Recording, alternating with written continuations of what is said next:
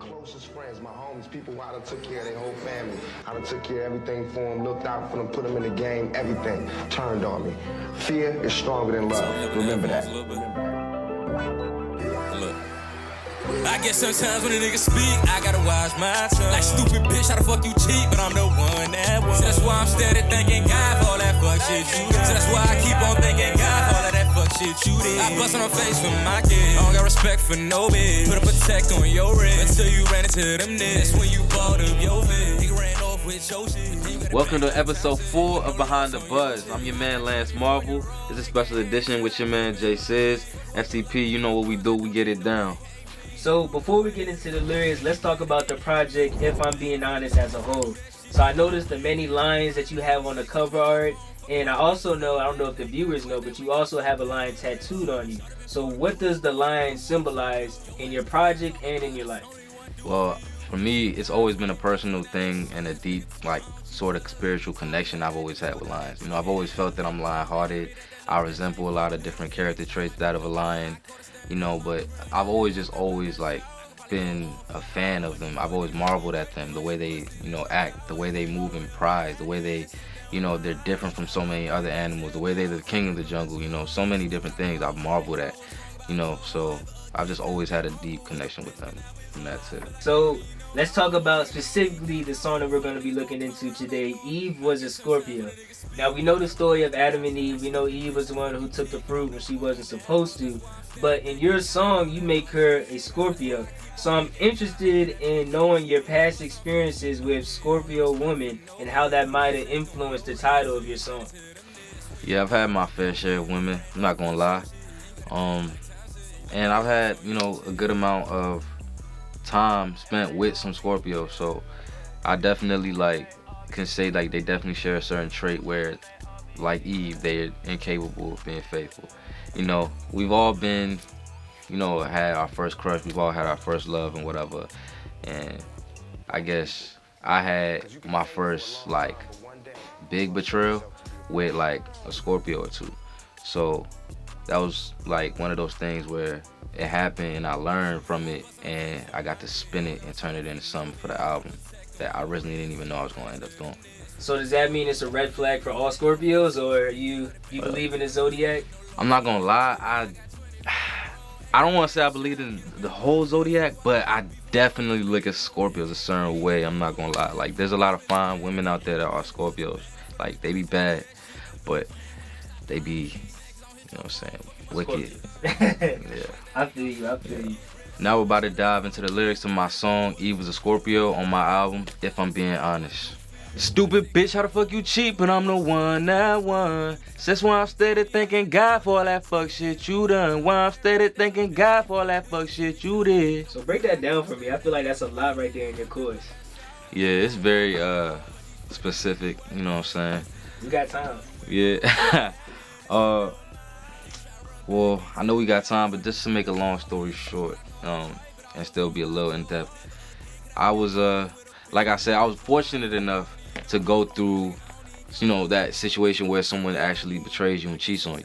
And I say fortunate enough because, you know, it's something I'm grateful for. I'm smiling when I think about it, because it's like, it's something that really, if it didn't happen, you know what I'm saying, something worse was gonna end up happening to me, where I had to wake up. You know, it was just one of those things in life where I had to go, something I had to go through in life that, you know, taught me so I wouldn't have to go through whatever again. So you're literally thanking God for the bad experience. Exactly. So that's where that comes from, you know what I'm saying? And I'm also, like, coming from that situation specifically that I went through, you know, I was looked at first as if, you know, I was done dirty and I was just down.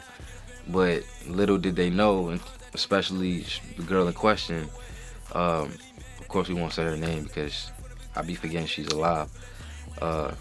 But yeah, it's just about, you know, you did me dirty, but I'm the one that won. I'm the one that came out of that situation glowing, doing well, and it's to the point where I won't even speak too much on it, but, you know, people from that camp that have always, like, been watching ever since and, you know, feeding back information, being messengers, and there's a whole bunch of things, seeing it all. But, you know, Instagram, you know, social media, Twitter, we all, like, share mostly highlights. but I try to, try to be as true as I can, and all that has been showcased. Everything I do is, out there, so I can only grow and evolve in the process, and that's why I'm grateful for it all. For real. So is this whole song about one incident, or is this multiple women that this is happening? This one song started out based off of one incident, and then as I was writing it, this is actually one of the only songs on the album, Cool Enough, that I fuck with so much because of this, because most of it is freestyle, and I don't really freestyle. A lot of my shit, I come to the studio prepared, I got my music ready, lyrics ready, beat ready. I know exactly how I'm about to, punch in, cadence, this, that, or whatever. And this song, I actually had maybe 4 or 6 bars at first and written. Everything else was freestyle. And yeah, like, it's just one of the ones. So, my bad. What was your question? I said that, is this about one specific woman? Yeah, no, I started that way, but then I just ended up pulling from different experiences with different relationships I've had. You know how that goes. Yeah. Fuck niggas really mad that they ain't me, make bruh look bad in front of his bitch, and I do that shit effortlessly. So, did you steal the Scorpio woman from somebody else's man, or what's going on with that verse? Nah, I'm just... everybody got their own character. You got your own character, I got my own character, and the type of character I am, I exude a type of aura around women where, especially if I'm with a woman and I'm around other people who's also with other women, like, I know how to treat my woman. I'm very, like, loving. I love hard, you know what I'm saying? So I'm one of those people, and I know how to treat my women. I know how to treat the women around me, even if I'm not with them. And I guess, being me, that rubbed off the wrong way on certain dudes that I was around, and I peeped it. I ain't speak on it because I'm too player to even worry about that shit. It didn't matter to me that they was mad about that, but that was definitely something I peeped and I put in the song because that's what's up. Yeah, and then later you say, towards the back end of the song, you say, fuck niggas don't come around no more. So, yeah. Is this part of that story where you're telling me that you kind of push other people away and bringing their women towards you because of that aura that you're talking about? They don't feel comfortable with you being in that space? Yeah, that's happened, you know what I'm saying? When you a real dude and you have game and you're not really trying to, do too much, that can happen, you know what I'm saying? So I feel like we've all of us that are like that have experienced that before. And I definitely, like, during the time of this album, I got rid of hella people in my life. I was going through a phase where, I was getting rid of everybody that I spent time around for like the last 3 years prior. And I was literally indulging in everything FTP. So I was still like very like new and fresh, but I had a lot of stuff that I had gone through that I was bringing with me that I had to like, therapeutically let out. And I was grateful enough to do that on this album. So yeah, with this song, I definitely, try my hand at that, to say the least. So you don't have to answer this question if you don't feel comfortable, but I got one more verse and it goes like this. I say God told me about you and that little short ass nigga too. So yeah. This is Scorpio woman's new guy. I'm assuming new guy after you. Yeah.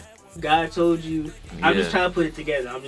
Nah, you're not too far off. Basically, the way shit happened, the dude, or I don't know how many dudes, you know what I'm saying? I can't even speak to say it was only one. But I know for a fact there was a particular short-ass motherfucker that was, fiending for the Scorpio in question at the time. And it's crazy because I probably shouldn't even say this. It's personal, but at the end of the day, I don't give a fuck because that's not my man's. But shorty, I remember at the time when we was together, had told me that brush shorter than her pinky. So it's crazy that that's the very nigga that you realize was geeking for after me and you done. But I don't judge it. I just spoke to what it was. You know what I'm saying? So yeah, and kind of to circle back on what you were saying earlier with the other dude, because that's a whole nother dude I was talking about. Oh, these multiple. Yeah, it's multiple dudes that try to fuck up a kingdom I once had. Okay. But it was all part of God's plan. So, you know what I'm saying? I'm happy for it all. But yeah, the dude I was referring to when I said, dudes get jealous when you just a good dude, and women fuck with that around you. That nigga, his woman at the time, they not together anymore from what I understand, but never stopped watching me, to say the least. So this is a very creative, and once you really dive into it, it's kind of deep though. Yeah. I mean, you got religious aspects, you got spiritual with the zodiacs, and then you got betrayal and confusion, I would say, with your different relationships that you have. But I think the icing on top that I want to ask you about, I noticed the Tupac samples in the beginning, the intro of the song, and in the outro. Yeah. So what does Tupac mean to you, and has he influenced you in any way for you to add him in a song like this? Yeah, this song actually meant a lot to me because this is the first song I ever got to put a Tupac sample on. And that's my favorite artist of all time. He's what sparked everything in me as Lance Marvelous. Like, every bar you heard me spit, I wouldn't have thought of writing it if it wasn't for Tupac Shakur. And I'm really just every time I do something, I really want to outdo myself from what I did before. But it starts with that motivation, that work ethics from watching him and his documentary and learning about him since I was 13 years old. That's where it all started. So to put him on a song and for it to go with what I was talking about, you can't trust people. You gotta watch people. That's what he was talking about in the sample. That shit is true. And it's crazy that he was referring to how his closest people did him dirty, that he used to take care of. And I had gone through a lot of that same shit. And I'm like, it must be God telling me this is the song that you gotta finally put your favorite artist who sparked you, on. You know what I'm saying? So it just felt right. It was seamless. That's a big thing, especially to even get it cleared though, because I know they probably not playing with the Tupac samples now. Yeah, nah, we good. That's been another edition of Behind the Buzz, episode 4. I'm your man's Lance Marvel, and we about to be out of here. But before I go, I just want to let you know I would definitely appreciate it if you tap into my album. If I'm being honest, that's my debut album. Definitely tap into the song in question, Was A Scorpio. You know what I'm saying? You could catch the whole vibe in there, the confusion, the laughter, the envy, the pain, whatever you want to call it. All emotions are in there. Definitely please go check that out. You can hear Pac in there from the beginning to the end. And definitely stay tuned for more Behind the Buzz. And before I forget, I got a new video coming out soon. Be Real, me, Y Conundrum, Bad Company. Tune in. It's about to be lit. I'm not lying. And we out.